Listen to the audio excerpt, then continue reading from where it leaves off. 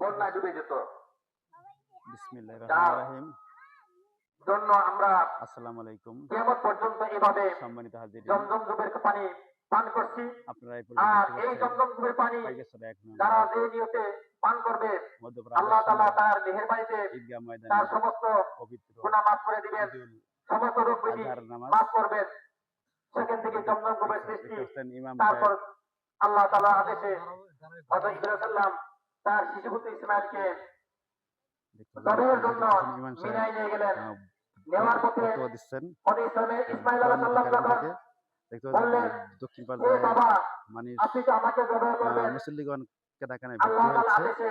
আল্লাহ আদেশ করলেন, আমি আপনাদেরকে ভিডিও আল্লাহ সূরা দেখিয়ে দিচ্ছি। সাফফাতের এটা কিন্তু 100 পাইগাছড়া থেকে ১ 105 নং নম্বর আয়াতে ওয়ার্ডের ঘোষণা করলেন। ১ আল্লাহ নং বললেন, ওয়ার্ডের ফাল্লাম্মা দেখেন বালাগা অনেকগুলো মাআ মুসল্লি সাইয়া কিন্তু ক্বালা ইয়া বসে বুনাইয়া রয়েছে। ইন্নী আরা ফিল মানাম আজকের এই আন্নী আযবাহুকা পবিত্র ফানজুর ঈদুল মাযা আজহার তারা। জামাত কিন্তু ক্বালা ইয়া আবা ৯টা তাফআল ৩০ মিনিটে মা অনুষ্ঠিত হবে। তু'মারু সাতাজিদুনি আর মাত্র ইনশাআল্লাহু ১০ মিনিট মিনাস বাকি সাবিরিন। রয়েছে।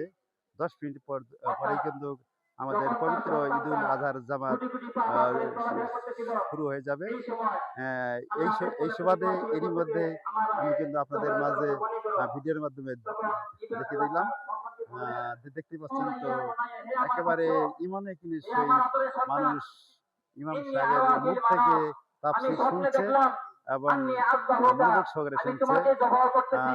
ইমাম ফানজুর মাযা সাহেবও তারা। এ ব্যাপারে তোমার ইমাম অভিমত কি, সাহেবও তোমার মন্তব্য কি? বক্তব্য দিচ্ছেন। ক্বালা, আহ, তখন ইব্রাহিম আপনারা সাল্লাম যারা বললেন, এতক্ষণ ইয়া আমার আবা ভিডিও তিফআল, মনোযোগ সহকারে দেখলেন তাদেরকে হে আমার অসংখ্য বাবা, অসংখ্য ধন্যবাদ। ইফআল মা তু'মারু, ধন্যবাদ। আপনি যা আল্লাহ দিতেছেন হাফেজ। সঙ্গে সঙ্গে করে ফেলুন।